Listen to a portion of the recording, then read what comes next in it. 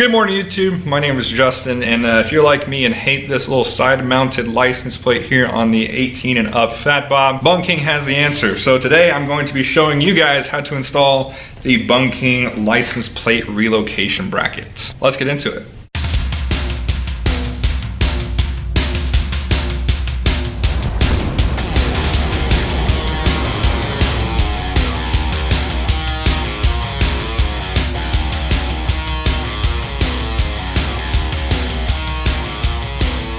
So first things first, remove the screw just behind your seat.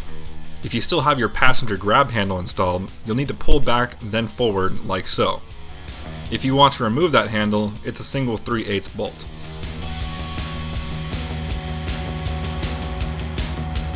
After that, you'll need to unplug these 3 wires, one for the license plate and one for each of the rear taillights. Next, we'll remove the 4 screws that hold on these 2 brackets. Mine were 5/16 hex screws, but my bike has aftermarket quick detached docking screws, so yours might be different. Either way, the kit comes with new bolts that you can use. Before we remove the fender, we'll need to get rid of this stock reflector. This is simple as heating the fender up with a heat gun while pulling down on the reflector.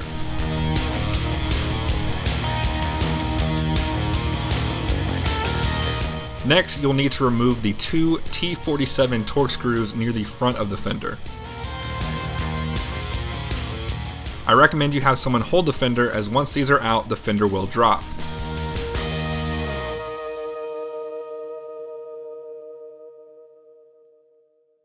After the fender is down, you can cut these 3 zip ties holding the wires to the fender.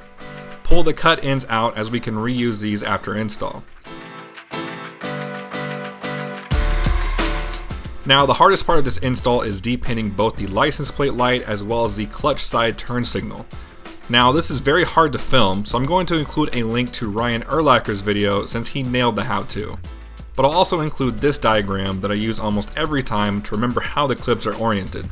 This picture shows a jeweler's screwdriver, but one of the best household items I've found is a safety pin. After your wires are depinned, use a T40 Torx bit to remove the clutch side turn signal bolt on the inside of the fender strut. Once that bolt is out, pull the wires through the strut and separate the turn signal and the OEM plate bracket. Next, you'll need to remove the 2 T20 screws holding in the license plate light. Once the light is off the OEM bracket, you can immediately transplant it onto the bunking bracket. Now, I don't know if you're supposed to keep this plastic shield on top, but the screws fit it with it on, and I think it cleans up the overall look, so I left it.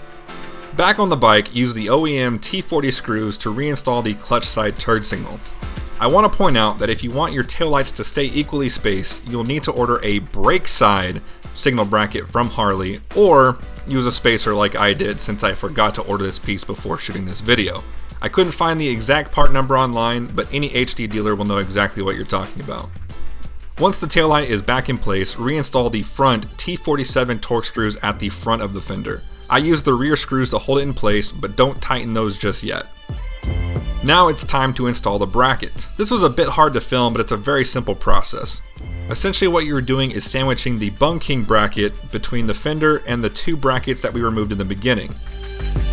The bunking kit comes with extended screws to make up for this extra space, but I will be reusing my aftermarket ones. This process is a bit tedious, but one thing I found that helped is to get the screws barely snug, not tight at all, until all bolts are threaded, and then tighten them down. After the bunking bracket is installed, run the plate light wire along the inside of the fender and attach it to the bracket using the supplied zip ties. Repin your connectors and plug them back in. Then all that's left to do is install your license plate and put the seat back on. If this video helped you, help me by clicking that like button. If you haven't already, go ahead and punch that subscribe button. And as always, thank you for watching, and I'll see you guys next time.